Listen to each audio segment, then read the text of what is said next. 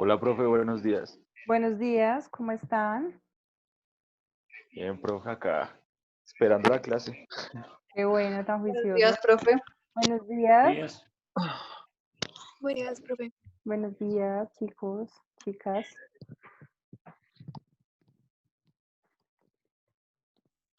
Buenos días, profe. Buenos días.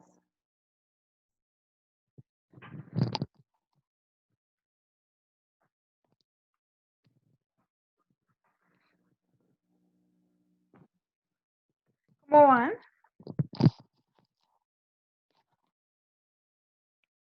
Bien, profe, ¿y usted? Bien, afortunadamente, ahí vamos.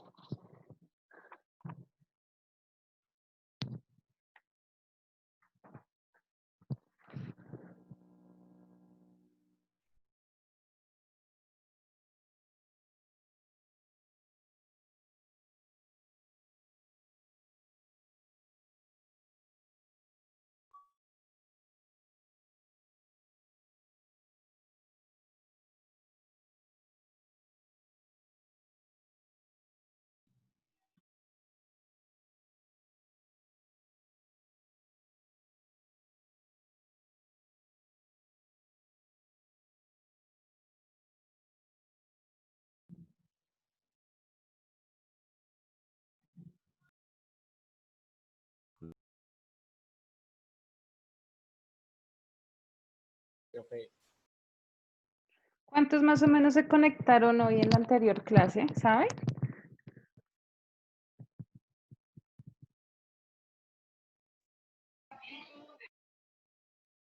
no, profe, no me di cuenta del número. ¿No se acuerdan? No, profe, ni idea. Bueno, esperemos entonces por ahí unos 2 minuticos más y vamos mirando a ver quiénes más se van conectando. Yo les he estado revisando sus trabajos, chicos, mientras sus otros compañeros se conectan. Y encontré algunas falencias en algunos trabajos y es porque yo les había pedido el favor de que la información se saca directamente de las guías, del texto que está ahí. Sí, yo les he dicho, bueno, sí, oriéntense en YouTube si quieren saber de más cosas y esto, pero entonces me he dado cuenta que no se toman el trabajo de leer las guías y me los copian de internet. Y yo sí soy una profe súper que siempre anda haciendo las búsquedas y preciso me dan el patazo para que vea que sí lo sacan de internet y que no tiene nada que ver con, con las lecturas. Entonces yo sí les recomiendo porfis de que se tomen el tiempo de leer y de sacar las ideas principales o lo que se les pide en las actividades, ¿sí? Es para mirar, digamos, ustedes cómo asimilan los conceptos y precisan las cosas en las actividades. Entonces, como consejo eso, hay otras personas que he visto los trabajos y es un poco más subjetivo. A lo que me refiero, las respuestas van más, se nota que sí se toman la tarea, digamos, de leer la guía y de interpretar. Entonces, así es una sugerencia para varios. Igualmente yo no me voy a poner a escribirle, ustedes deben saber cada quien cómo ha hecho las cosas. Y quiero preguntar si de casualidad está la chica Carol. Hay una chica que se llama Carol por acá. ¿Está hoy o no está?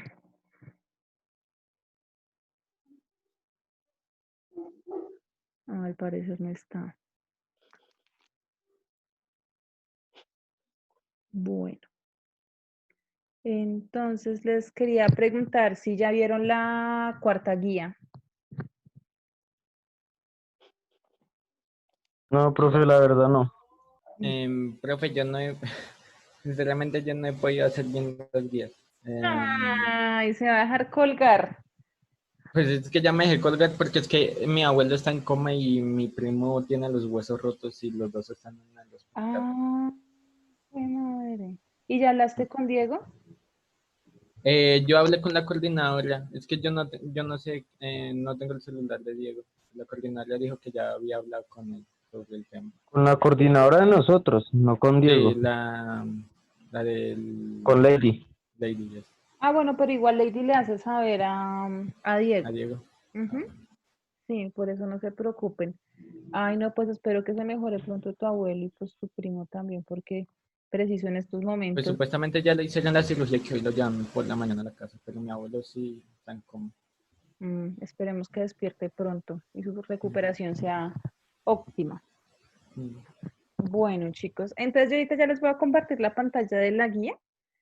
Si quieren, podemos hacer hoy como una dinámica de que cada uno puede leer un párrafo de la guía y vamos resolviendo dudas. La actividad, digamos que yo no estoy tratando de que ustedes tengan actividades tan extensas porque también entiendo que hay personas que ya entraron a trabajar, otras personas están cuidando niños, otras personas tienen que hacerse las responsabilidades entre semana y yo sé que obviamente son 6 materias y que todos los profes, no sé cómo les han dejado de actividades, pero yo en la medida de lo posible trato como de ser un poquito más flexible ante eso.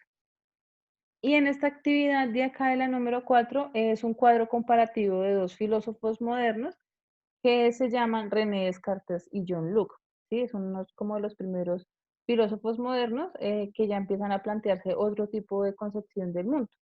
Recuerdan que veníamos como hablando de los filósofos clásicos griegos que nos hablaban sobre como el origen de las cosas, de la percepción del mundo, de cómo indagaban, de por qué es tan importante a partir de la elaboración de una pregunta que tenga una lógica, que obviamente tenga también una duda acerca de lo que está viendo y pues encontrarle sentido a eso que se está preguntando. Y empezar a dar, digamos, como otra visión de mundo también, cuando ya más adelante aparecen los otros padres de la filosofía, que son Aristóteles, Platón y Sócrates, ¿sí? Entonces ya hay como una concepción de, en cuanto a la educación, en cuanto a la sociedad, el gobierno, ya empieza a emerger ese concepto de gobernante, de ciudadano, de por qué es importante que sean responsables, a qué se refiere Platón con la república. Yo vi cuadros comparativos muy chéveres, donde sí se tomaron como el trabajo de sacar cositas así particulares de los filósofos del texto que les dejé y creo que quedó como claro varias cositas ahí. Y pues para cerrar esta parte de la filosofía clásica griega, que era lo que estábamos viendo, también es ver cómo la naturaleza también tiene un papel importante en nuestro entorno y en la realidad, ¿sí? Es como el ser humano siempre necesita de estar en ella tanto para la existencia y también a partir de ahí se forman como unos códigos de creencias, ¿no? Eso lo vimos igualmente, eso también se reflejaba mucho en la mitología griega, por ejemplo, con Zeus, con Afrodita, y todo este tipo de seres que empiezan como a aparecer en la concepción del hombre y del mundo, como para agradecer por las cosas que se le dan al ser humano o al contrario para tener temor y pues para que las personas no caigan como en errores en el momento de hacer alguna acción. Entonces voy a compartirles pantalla para mostrarles la guía y pues entonces la idea es que vamos a leerla para que ahí ya están viendo en la pantalla, chicos. Sí, profe. Listo, Sí, profe. listo. Sí, Entonces, profe. digamos que esta guía más o menos tiene 5 páginas. Bueno, en realidad son como 4.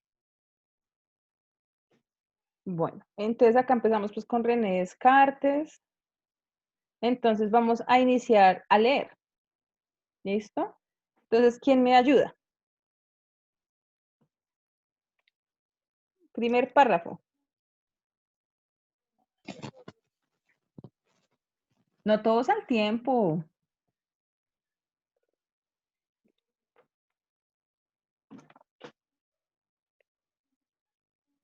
Y ¿Algún nadie, ayudante?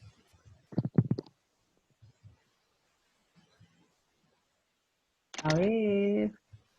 es que a mí se me da pena El leer. primer párrafo tiene 3 líneas. Ay, lo voy a hacer René yo. Descartes, Oh, ah, bueno. racionalismo. Descartes es uno de los padres de la filosofía moderna y el principal valedor del racionalismo. Su aportación a esta etapa de la historia de la filosofía que conocemos bajo el nombre de modernidad del siglo eh, 14 y 16, 18, 16 al 16 y 18. 18, resulta relevante a un doble nivel. Listo. Entonces yo ahí les voy a ayudar con ese párrafo. Metodológico. La mayor preocupación filosófica cartesiana pasaba por elaborar un nuevo método de pensar. Un método que clarificara científica y racionalmente el saber filosófico. A este nuevo método, el cual recuperaba la ciencia matemática como modelo del saber racional, lo llamó duda metódica. Tengan ahí muy en cuenta qué es eso de la duda metódica para su cuadro comparativo. ¿Listo? El rendimiento de la duda metódica debía comprender los campos epistemológico y ontológico. Así, epistemológicamente, a ella les está empezando a explicar los campos desde la epistemología y la parte ontológica. Desde lo epistemológico dice, la duda metódica resulta útil en la medida en que nos permitirá agrandar el espacio del pensar. Mediante la palabra pensar entiendo todo aquello que acontece en nosotros de tal forma que nos apercibimos inmediatamente de ello. Así pues, no solo entender, querer, imaginar, sino también sentir y considerar, espérame un segundo, sino también sentir es considerado aquí lo mismo que pensar. Entonces acá es muy importante que ustedes tengan en cuenta que la parte desde la epistemología, el pensar empieza a tener como una perspectiva un poco más amplia sobre qué es ese pensamiento que se aborda en cuanto a lo que uno va percibiendo del mundo. ¿Listo? Y a nivel ontológico, la duda tendría que servir para hallar las verdades fundamentales sobre las que asentar nuestro conocimiento, y la primera de esas verdades era la expresión existencial del cogito, pienso, luego existo. Entonces ustedes ahí ya empiezan a ver que el mundo es un poco más amplio, que ya se empiezan a manejar otros lenguajes y que efectivamente esta duda metódica nos enseña cómo a repensar, a replantear, a mirar el mundo de otra forma, a empezar a encontrar a esas dudas unos métodos más factibles como de comprobación acerca del mundo, pues, o el entorno que nosotros observamos o percibimos. ¿Listo? Ahora, ¿quién me ayuda? Ya voy bajando por acá la pantalla. Casi me toma del pelo. Listo. ¿Quién me ayuda con lo metafísico? Puede ser Yo, hasta el cogito, si quieren, para no alargarse mucho. metafísico. La aportación del método debe centrarse en la redefinición de los conceptos fundamentales de la metafísica, como los de sustancia, atributo, verdad, etc., para asentar las verdades indudables a partir de los cuales construir el edificio del conocimiento humano. La primera de esas verdades, y con la cual Descartes puede cambiar el rumbo de la metafísica, había de ser la afirmación del cogito. Listo. ¿Se acuerdan cuál es la afirmación del cogito? La acabamos de leer. El cogito se refiere al luego, el pienso, luego existo. ¿Listo? ¿Quién sigue ahí?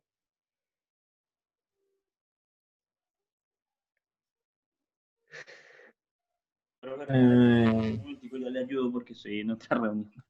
Ah, qué bonito. Qué pena, Yo, profe, la capacitación de la empresa.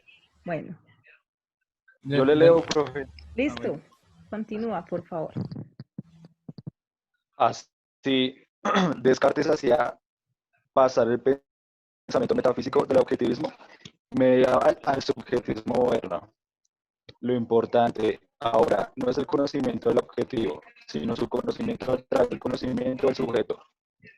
Ahora bien, la filosofía cartesiana pone mucho cuidado en no caer en un subjetivismo propiciado por la explicación de los sentidos o de la imaginación, sino que es una afirmación racional de la subjetividad. Ahí, profe, sigo más. Listo, está ahí, está bien, gracias.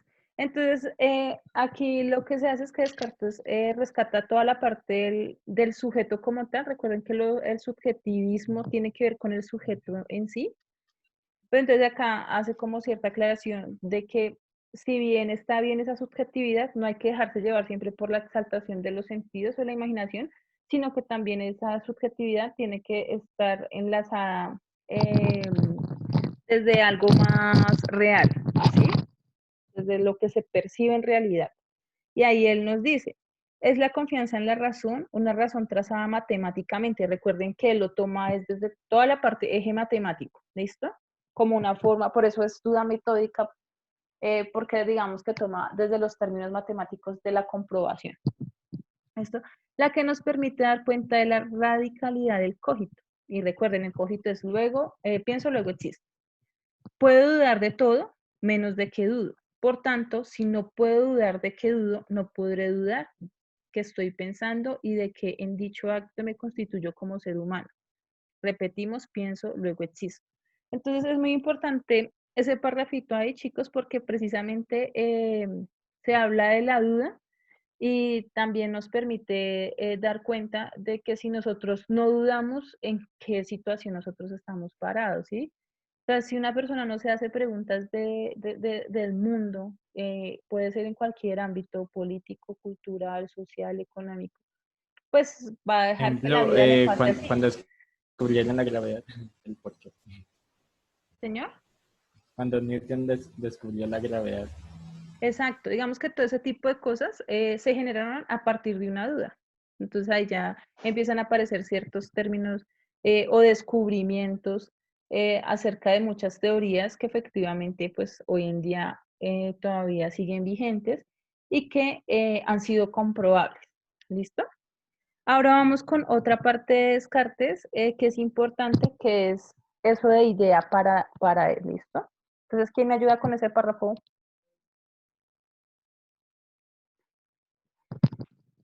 A ver, ¿cuál es? El ¿Dónde está? donde dice que es idea para Descartes. Ok. ¿Hasta dónde? ¿Hasta el punto? ¿Hasta los 2 puntos? Ajá, por favor. ¿Qué es idea para Descartes? Una representación del mundo o de un objeto del mundo, en realidad diría Descartes. El conocimiento humano no conoce las cosas en sí mismas, sino las ideas de las cosas. Es decir, el modo en que éstas se ofrecen a No, la todavía mente. no. Ok. Ahí está bien. ¿Quién dijo que todavía no? Sigue. La idea, según los Descartes, tiene un doble aspecto objetivo, porque representa un objeto del mundo, y formal, puesto que la idea tiene sentido en sí misma, es decir, una vez forma no necesita la presentación de la cosa que lo originó. Para seguir existiendo, existen, en opinión de Descartes, 3 tipos de ideas. Listo. Entonces, si ven que ahí ya les va arrojando como una perspectiva de lo que puede llegar a ser idea. Entonces, por ejemplo, digamos que a veces la filosofía tiene como ese carácter de confundir un poco. Y acá me refiero, es como, no sé, un ejemplo. Yo tengo un gato, pero yo sé que es un gato sin necesidad de ver al animal, ¿sí? Sino que yo ya tengo la idea desde ese mundo, de lo que puede ser. Entonces, por ejemplo, las personas que no conocen el mar, les dicen, el mar es así, se lo imaginan, lo han visto por imágenes, a pesar de que de pronto no hayan ido allá, ya tienen esa concepción o esa idea ahí en su cabecita, que no necesita partir del objeto o de vivir esa experiencia para saber que el ser humano ya lo tiene interiorizado. ¿Listo? Entonces acá Descartes nos habla sobre 3 tipos de ideas. La primera, las facticias, proceden de la imaginación y la voluntad, su procedencia subjetiva o interior. Entonces, digamos que este tipo de ideas surgen mucho, digamos, de las personas que todo el tiempo como que piensan, imaginan cosas, seres de otro mundo, y que de pronto ni siquiera les han dicho que existen o les han hablado de eso, sino que las personas también tienen como esa percepción de imaginar otro tipo de cosas, ¿no? Luego siguen las adventicias, que son aquellas donadas por los sentidos. Su procedencia es el mundo exterior y objetivo. Y acá es importante porque digamos que acá sí es a partir de lo que sí uno percibe. de lo que uno toca, de lo que uno huele, de lo que uno ve. Entonces, a partir de ahí ya se empieza a fomentar otro tipo de idea y de concepción del mundo. Y la última de estas son las innatas. Entonces se encuentran impresas en nuestra mente. Estas ideas innatas son tres: la idea de yo, primera verdad, la idea de Dios y la idea del mundo. Y entonces recuerden que, porque acá Descartes tiene esos tres ejes, la idea del yo, digamos, es lo que yo puedo percibir como ser humano, de lo que puedo llegar a pensar. Como segunda es la idea de Dios, porque recuerden que esto es algo que desde el nacimiento los padres nos imprimen, ¿no? Entonces, como existe un Dios, Dios es así, o sea, como desde también la perspectiva como de la religión. Y la otra es la idea del mundo, que tiene que ver como con lo que vemos de nuestro exterior y lo que podemos ir aprendiendo a partir de la concepción o de lo que percibamos de él y cómo lo podemos interpretar en nuestra vida. ¿Listo? Entonces recuerden que René Descartes habla desde toda la parte del racionalismo, desde el método que él llamó duda metódica. ¿Listo? Que es un método matemático que tiene que ser comprobable. Entonces, yo quise hacer la lectura de este primer filósofo con ustedes para que más o menos vayan viendo cómo van a hacer su cuadro comparativo. Porque ahorita cuando ya entremos con John Locke, ustedes van a darse cuenta que sí tienen cosas parecidas, pero hay cosas que sí los diferencian mucho y que son importantes incluso para nuestra vida actual. ¿Listo? Entonces, hay quien me ayuda. Así sean 3 líneas con John Locke sobre empirismo. John Locke. Locke trata de dar una respuesta a la necesidad de establecer el origen, alcance y límites del conocimiento humano. No se trata de averiguar qué son las cosas, sino la manera adecuada de conocerlas. Así, el problema de conocimiento es en Locke, como en Descartes, el núcleo fundamental de su reflexión filosófica. Locke coincide con Descartes al identificar idea con el contenido del entendimiento humano, pero se distancia de él al explicar el origen de tales contenidos mentales o ideas. Listo. Bueno, entonces acá ya empecemos a ver como las diferencias o los alcances que tienen de parecidas con el anterior autor, ¿no? Entonces acá dice, según Locke, el entendimiento humano tiene un origen puramente empírico. ¿Ustedes saben qué es empírico? ¿Sí entienden ese concepto de empírico? Empírico es una persona que aprende a hacer algún tipo de trabajo sin haber tenido estudio, lo aprendió haciéndolo. Ajá, Sí. exacto. Eso es importante que lo tengan ahí en cuenta. Dice, al nacer nuestra mente puede ser comparada con una habitación vacía, un papel en blanco. La mente, así concebida, es como una tabla rasa, donde la experiencia irá escribiendo una serie de caracteres. Entonces acá es muy importante porque Luke empieza a darse cuenta que las personas también tienen la capacidad de aprender alguna ciencia o algún saber sin necesidad de que se lo expliquen, sino que él mismo va y se interesa por cierto carácter y empieza a experimentar y a darse cuenta que tiene la capacidad sin necesidad de que se lo enseñe. ¿Listo? Entonces esto tiene que ver mucho el empirismo con las experiencias que van teniendo las personas a través, digamos que, de sus etapas de la vida. Listo, entonces acá seguimos. Ay, qué madre. Dice, todo conocimiento se deriva de la sensación y esta no pertenece a la cosa. Existe un mundo real que las produce, pero que nos es inaccesible. Me confundí, perdón. Es inaccesible. La relación de las ideas con las cosas no es de semejanza, sino de casualidad. Es decir, la causa de la existencia en nuestra mente de una serie de ideas es la existencia de las propias cosas en el mundo exterior. Así pues, si todas las ideas provienen de la experiencia a través de los sentidos, y un ser humano comienza a tener ideas cuando experimenta las primeras sensaciones, es absurdo seguir manteniendo la doctrina cartesiana de las ideas innatas. Locke rechaza la existencia de tales ideas si, como de hecho él pretende realizar, se puede demostrar de otra manera su adquisición. Entonces, acá ya ustedes se dan cuenta que hay como una diferencia con René Descartes en cuanto a lo que él habla de las ideas innatas, que recuerde que tiene que ver como la idea del yo, idea del Dios, idea del mundo. Él ahí ya le empieza como a decir como, hermano, esto no funciona así.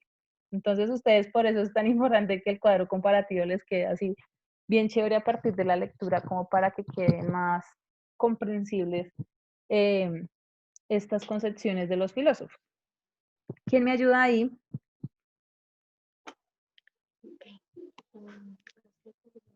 Quedamos en el razonamiento. A ver, ¿quién me ayuda ahí? Razonamiento, a ver dónde está. No lo veo. Ahí está. Después de adquisición del párrafo grandecito. ¿Qué Acá se puedo precisa. hacerle, profe? Listo, adelante, por favor. Espérame, ya te bajo un poquito. Listo, ya. El razonamiento que sigue Luke a tal efecto es el siguiente. A. Así, los principios de identidad y de no contradicción que, según Descartes, son universalmente admitidos, lo cual probaría que son innatos. Para Luke no lo son, ya que hay quienes los desconocen, como los niños y los idiotas, lo que demostraría que se adquieren por la costumbre o la cultura. ¿Bien que ya empieza a haber un choque? Sí, porfa. B. Lo mismo sostiene sobre el supuesto carácter innato de los principios morales. Para Luke se adquieren por la costumbre y la educación. C. Con respecto a la supuesta idea innata de Dios, Luke mantiene que no pueden considerarse como innata, ya que hay pueblos enteros que no la admiten. En definitiva, el entendimiento no tiene principios innatos. Todas nuestras ideas provienen de la experiencia. De esta tesis general se deducen dos importantes afirmaciones. En primer lugar, el problema básico es la génesis de nuestras ideas, es decir, cómo se originan a partir de la experiencia, ya que todas nuestras ideas, hasta las más complejas y abstractas, proceden de ella. En segundo lugar, nuestro conocimiento es limitado, no puede ir más allá de la experiencia. Listo. Entonces, ustedes se dan cuenta, Descartes antes nos decía como que habían tres tipos de ideas, los cuales hablaban mucho sobre lo del alcance de la imaginación, ¿sí? Aquí de pronto ya Luke dice como no, si usted no tiene una experiencia en cuanto a algo, usted no puede hablar sobre ello, ¿sí? Si usted no la adquiere, entonces no puede indagar más allá del mundo si usted si no lo experimenta. No todo está en la mente, en la imaginación de lo que usted puede llegar a crear, si no tiene la experiencia de ese saber o de ese conocimiento o de lo que usted está haciendo en su vida. Entonces, si ven que ya empieza a haber como un tipo de diferenciación con Descartes y se separan muchísimo, ¿listo? Entonces, acá hablan mucho como que hay cosas que las personas siguen es por sus costumbres y por la cultura que se tiene en determinado territorio. ¿Sí? Entonces, que por eso no puede, por ejemplo, ser innato, ¿sí? Según la concepción, digamos, de lo que nos dice acá John Luke. ¿Quién me sigue ayudando ahí?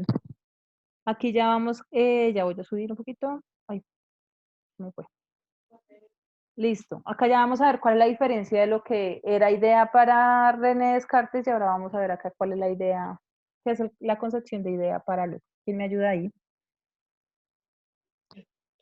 ¿Qué es idea para Luz? Luz piensa que la idea... ¿Sigo? Sí, claro, Qué pena. continúa, por favor. Para Luz. Luz piensa que la idea es todo lo que en la mente percibe a sí mismo. Por qué pena. Tranquila.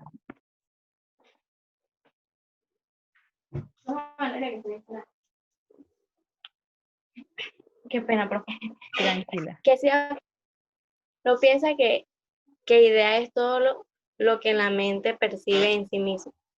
Es decir, todo lo que en objeto del conocimiento humano, cuando un ser humano piensa o reflexiona y afirma que no es difícil comprender que estas ideas se dan en la mente de los seres humanos, ya que todos tenemos conocimiento de ellas y con frecuencia nos refiere a ellas. Listo. Pero si ven, por ejemplo, acá es un poco graciosa porque Luke parece que se contradijera respecto a esto, porque digamos que Descartes ya también está diciendo, él ya también lo dice como, bueno, hay ciertas cosas que nosotros podemos imaginar, él no, digamos que Luke acá no usa toda la parte de la imaginación, pero sí de que la mente está percibiendo algo y que eso tiene como objeto el entender el entorno en el cual se encuentra, ¿sí? Entonces ahí ustedes ya empiezan a ver como características que dicen como, ah, ya sé por dónde vamos, ¿listo?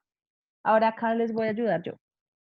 Luke denominó idea a cualquier contenido mental, ya sea lo que nosotros entendemos hoy en día como una percepción o sensación, ya sea lo que entendemos por concepto o idea de tipo abstracto.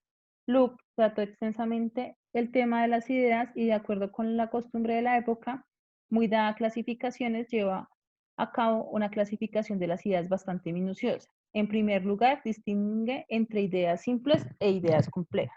Entonces acá ya vamos a terminar acá. Uy, todavía nos falta. Bueno, acá yo me voy a ir con las ideas simples y alguien después me ayuda con las ideas complejas. Las ideas simples son aquellas que la mente no puede descomponer en otras. Le llegan por separado a través de los distintos sentidos, aunque en las cosas se hayan mezcladas en el mismo objeto. Así, por ejemplo, la frialdad de un pedazo de hielo, el sabor dulce del azúcar o el perfume de una rosa. Estas ideas no pueden ni ser fabricadas ni destruidas por la mente. Si se dan cuenta ahí, es algo que queda. Por ejemplo, un ejemplo, entonces yo les digo, uno dice rosas y ustedes se imaginan la rosa, pero también de una vez lo identifican como el olor, sin necesidad de tener la cosa o el objeto presente. ¿Listo? Son captadas o recibidas por el entendimiento pasivamente y son los átomos del conocimiento. Pueden ser de sensación, experiencia externa o de reflexión, experiencia interna, conocimiento, que la mente tiene sus propios actos y operaciones. Aquí tendríamos la idea de pensamiento, pues la experiencia interna nos hace percibir qué pensemos y en qué consiste pensar.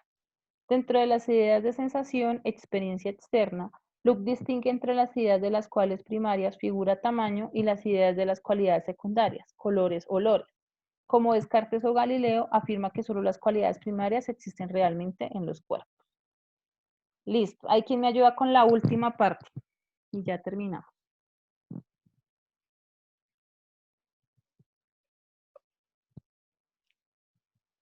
Se durmieron.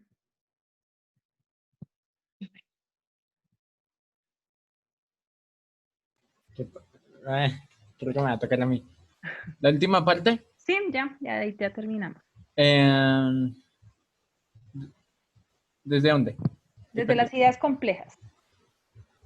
Desde las ideas simples, a ver dónde está. B, ítem B. Las ideas complejas surgen como combinación de las ideas simples en una labor activa del entrenamiento. Se elaboran con operaciones mentales tales como distinguir entre ideas, comparar ideas o abstener ideas. A partir de casos particulares, pueden ser de tres tipos: modos que se refieren a cosas que no subsisten por sí mismas, sino en otras, como por ejemplo la idea de gratitud. Sustancias que son combinaciones de ideas simples que se toman para representar cosas particulares que subsisten en sí mismas, como por ejemplo las ideas de melocotón o mesa. Relaciones que resultan de comparar una idea con otra, como por ejemplo las ideas de complejas de anterioridad, posterioridad, identidad, etc. Listo. Entonces, si ustedes se dan cuenta, la concepción de idea para los dos filósofos es totalmente distinta. Unos las dividen más como desde el mundo de la imaginación, pero desde un racionalismo matemático, y el otro parte de que es necesaria la experiencia para poder comprender el mundo, y así también, independientemente de que las cosas estén o no a nuestro alcance, podemos saber a qué se refiere una persona cuando está hablando de algo, porque podemos imaginarlo, lo podemos incluso sentir sin necesidad de estar en esos espacios. Sin embargo, para Luke la experiencia es muy importante en este aspecto, ya que la experiencia es lo que da vida o lo que fundamenta de que las cosas están o que existen. ¿Listo? Entonces, pues la idea, chicos, de ahí es que ustedes hagan pues su cuadro comparativo y pues que quede clarito ahí. Yo trato siempre de buscarles cositas como muy puntuales, desmenuzaditas para que no se me confundan mucho, porque yo sé que hay temas que uno no entiende tan fácilmente. Y porfa, vuelvo y les repito, les recomiendo que no me vuelvan a sacar cuadros comparativos de internet, porque eso me pasó calificando algunos trabajos sobre Sócrates, Platón y Aristóteles.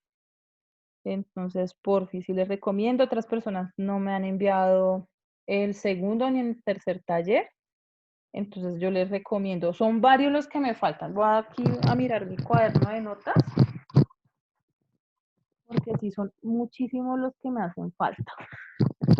Por el segundo taller, por ejemplo, acá ya hay un chico que me dijo que pues está pasando por otra situación, entonces ahí ya es un poco más diferente.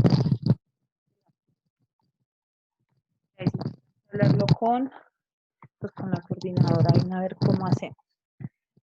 Pero, por ejemplo, no sé, hay otra cosa, espérame a ver si está este chico. ¿Está Juan Esteban Lozano?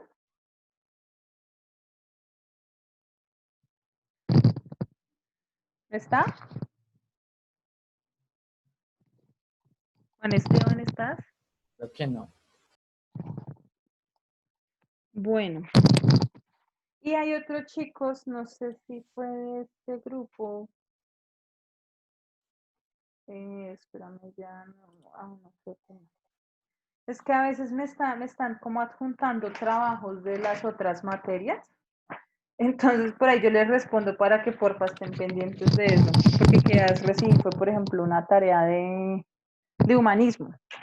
¿Listo? Entonces para que se fijen en qué están enviando, porque de pronto puede que le estén enviando a la profesora de humanismo lo de filosofía y a mí lo de... cuando no se les envió las notas, pues es que el problema, y acá me están haciendo una pregunta, uy, madre, ya me queda poquito tiempo. El problema es que varios no me han entregado los 3 talleres. Entonces así ha sido difícil como... O sea, yo tengo las notas de acá de los del primero, del segundo. ¿Tú vas a enviar las notas de todos los 3 talleres, profe? Pues todavía no, sino que acá me están preguntando que cuando nos envían las notas, pero es que hasta que yo no tenga los 3 talleres al menos de todo, pues para qué enviarles notas, ¿sí? Entonces hacer como doble trabajo. Porque Profe, dime. profe, yo las tengo, a mí me hace falta la segunda y la tercera enviárselas, sino que no se la había podido enviar. Pero es Gina Paola Morva, tenía... ¿cierto? Sí, yo hablé con el profesor Diego. Ah, listo. Pero yo tengo la primera y la segunda actividad tuya. Me falta la tercera. Sí, entonces faltaría la tercera y la cuarta. Sí. Y acá está Jimena Aguilar. Sí, señora. Su merced, a mí me ha enviado 2 actividades, ¿verdad? ¿O solo una? No, señora, yo le envié las 3. ¿Las 3? Entonces me toca volver a revisar el correo porque sí me aparece acá como si no la tuviera, no tuviera la segunda ni la tercera. Tengo la primera, pero no la segunda y la segunda y la tercera. Y acá, a ver, no creo que... No, o sea, son de muy poco. Mire, voy a decirles... Uy, madre, no, ya en menos de un minuto ya me queda. Bueno, si tengo de 3, o sea, voy a decirles de cuántos más o menos tengo las 3 notas ya. 1, 2, 3, Profe. 4. Señora. 5. Hola, profe, hablas con Hani. Cuéntame. Profe, es que yo le envié la segunda y la tercera actividad.